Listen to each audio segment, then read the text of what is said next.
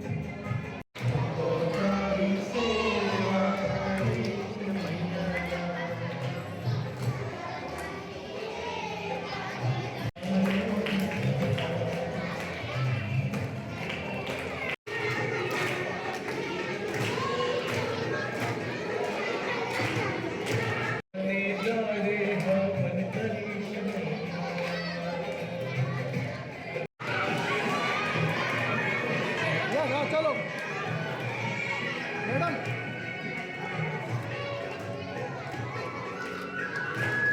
एक मिनट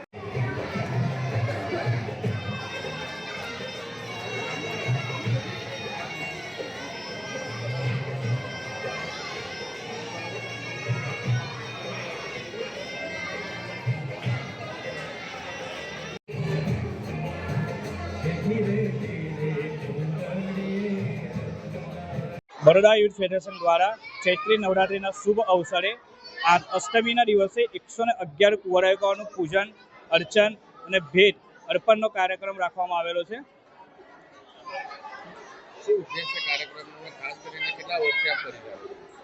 નાની નાની કુંવારિકાઓનું પૂજન આપણે છેલ્લા ઘણા 5 વર્ષોથી કરી રહ્યા છે અને આ વર્ષે આપણે એક જ દિવસીય એટલે કે આઠમના જ દિવસે 111 કુંવારિકાઓનું પૂજન કરીને અને અંબાજીના મા અંબાના 12 સ્વરૂપના દર્શન કરીને 12 સ્વરૂપનું પૂજન કરીને આ કાર્યક્રમને પૂર્ણ કર્યો।